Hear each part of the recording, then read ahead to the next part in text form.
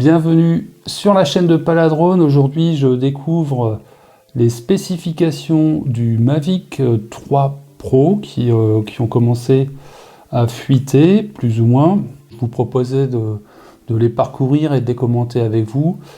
Comme ça me permettra de répondre aux questions qui sont déjà posées ou que vous allez me poser d'ici la sortie de ce drone.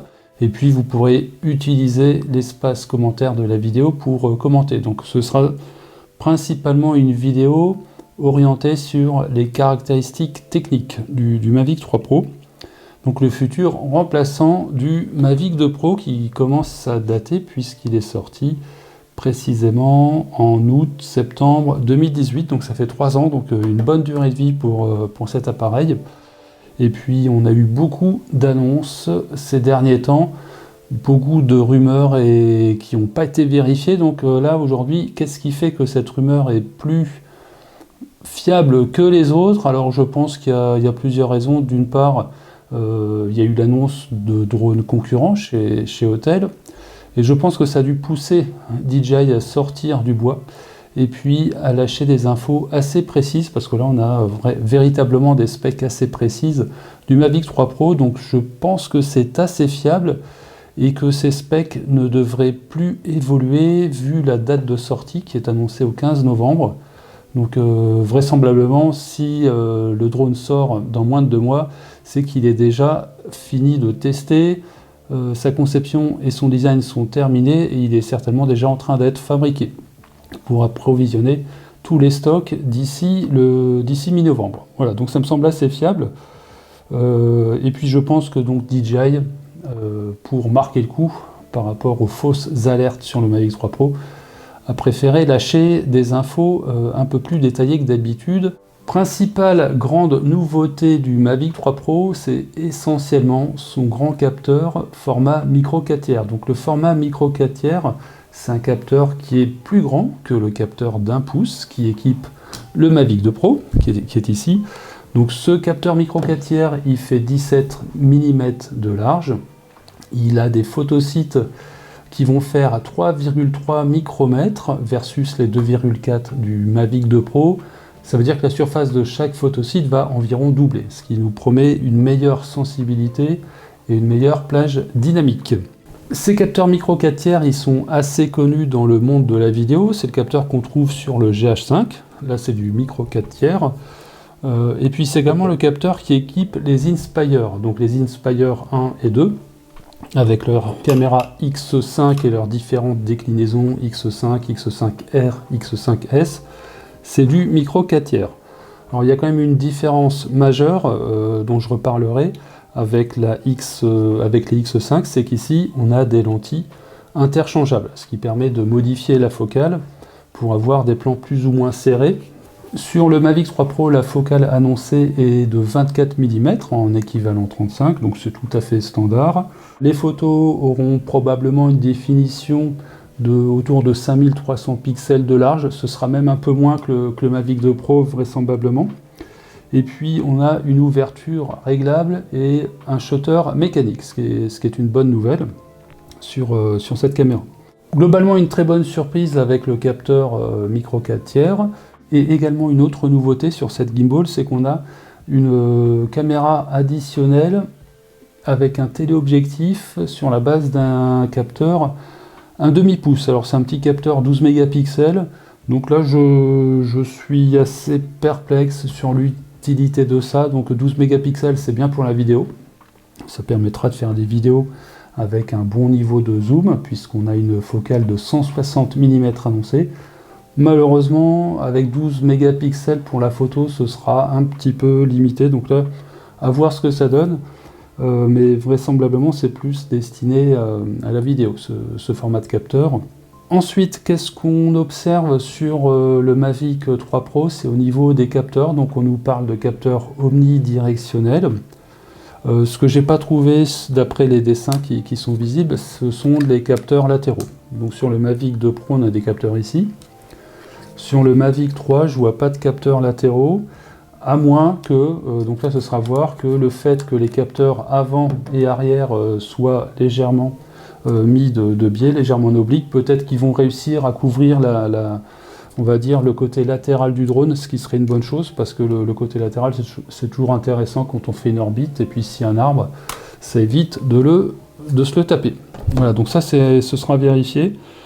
Pas d'infos sur les capteurs latéraux. L'autonomie est annoncée de 46 minutes. Alors je pense que c'est réaliste, hein, mais généralement les autonomies avec DJI, elles sont annoncées en vol pur, c'est-à-dire qu'on désactive tout, on n'a pas les capteurs, on ne filme pas, bref, tout ce qui peut consommer du processeur, on ne l'utilise pas, et puis on arrive à la fin à atteindre l'autonomie de DJI en tirant bien la batterie jusqu'au bout. Alors est-ce que ça c'est utile ? De mon point de vue, pas vraiment. Généralement, quand on fait nos vidéos, on n'a pas besoin d'avoir 46 minutes. C'est dommage, ça amène beaucoup de masse en plus. Hein. Batterie égale masse, et donc cette masse, elle consomme aussi de l'énergie. Donc c'est de la masse en plus qui, de mon point de vue, aurait pu servir à autre chose qu'à cette autonomie record. Je dirais qu'il y a quand même un cas où une telle autonomie pourrait servir, c'est pour faire du mapping avec des grandes parcelles, pour éviter d'interrompre la captation en cours de route. Mais encore une fois, on n'a pas besoin de ça et c'est vraiment un cas très particulier. En termes de taille et de masse, je ne vois pas de grande différence entre le Mavic 3 Pro et le Mavic 2 Pro. C'est à peu près, voilà, ça va être la même chose que le Mavic 2 Pro. Bon, ce sera à voir, mais globalement, ça restera un drone pliable assez compact. La masse est quasiment la même, donc ça c'est assez bien. Ça c'est bien, c'est qu'on n'a pas un truc beaucoup plus lourd qu'avant. Dans les modes automatiques, donc on nous parle comme d'habitude des quickshots et compagnie, donc tout ça, bon, clairement ça sert pas à grand chose. Hein. À part le panneau, l'hyperlapse, tous les autres modes auto, c'est de mon point de vue assez gadget, donc je vais pas m'étaler là-dessus, c'est pas des trucs que j'utilise, à part quand je fais une revue de drone pour dire que ça marche bien. Ensuite, ce qui est intéressant, c'est que dans les versions packagées à la vente, on en a une supplémentaire. Donc avant, on avait toujours une version standard avec une batterie, et puis une version Flymore Combo avec 3 batteries, une sacoche, et puis des bricoles en plus. Donc là, DJI ajoute la version Ciné. Alors la version Ciné qui va être livrée avec le Smart Controller d'office. Alors ça, c'est un petit peu dommage, parce que le Smart Controller, c'est pas un truc qui m'intéresse du tout. Je trouve ça pas du tout pratique, et puis quand on a un téléphone à peu près valable, je trouve qu'on est quand même mieux servi qu'avec un smart controller. Bon bah tant pis. Donc cette version ciné, elle va proposer des filtres ND supplémentaires et aussi un stockage interne au drone qui serait de 1 Tera, et puis également le format ProRes. Donc ça c'est dédié aux pros pour garder le maximum de qualité dans la vidéo.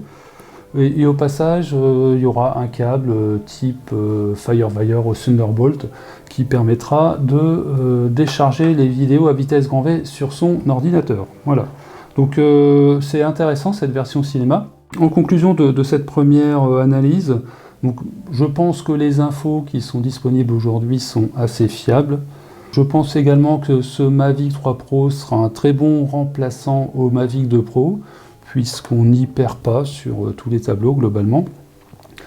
Je suis vraiment ravi de voir arriver le format micro 4/3 sur un drone de moins de 1 kg, hein, parce que il faut se rappeler qu'il n'y a pas si longtemps, pour avoir du micro 4/3, il n'y a pas si longtemps, il y a même encore aujourd'hui, il faut un bazar comme ça. Donc on est au-delà de 3 kg, ce qui implique pour les professionnels d'avoir en scénario S3 un parachute. J'aurais préféré avoir une lentille interchangeable plutôt qu'un téléobjectif à côté, plutôt qu'une batterie qui sert à voler 45 minutes. Hein. C'est un petit peu comme si on partait faire du vélo pour la matinée puis qu'on prenait à bouffer pour 3 jours. C'est du poids pour rien. Alors effectivement, on peut acheter visiblement une lentille grand angle. On va espérer qu'il y ait également un peu plus tard une longue focale qui sera également proposée, parce que 24 mm c'est un format standard, mais des fois je trouve ça vraiment sympa de passer sur une longue focale pour avoir des vols en orbite qui donnent un fort effet de parallaxe. Alors on pourra espérer que en jouant sur du crop dans le capteur, pour être en 4K, on aura on pourra tricher sur la focale en vidéo. Donc ça, c'est un espoir que j'ai. Ensuite, un point où je serais curieux de voir le résultat, c'est la qualité de l'optique. On a vu sur le DJI R2S, qui a pris le même capteur d'1 pouce que la gamme supérieure, que le Mavic 2 Pro, il y a eu quelques sacrifices sur l'optique.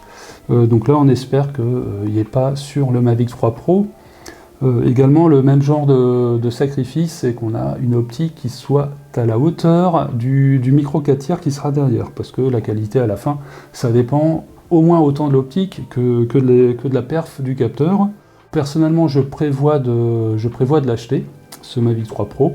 J'essaierai de l'avoir assez vite à sa sortie, sachant que c'est pas facile d'être bien servi, donc je vous garantis pas que je l'aurai plus rapidement que tout le monde, comme d'habitude. Je l'achèterai, puis je suis curieux de l'essayer et de tester ses performances en vidéo. Voilà, donc n'hésitez pas à poser des questions supplémentaires, de préférence orientées sur les aspects techniques du matériel. Je vous remercie de m'avoir suivi jusque-là et je vous dis à bientôt sur la chaîne de Paladrone.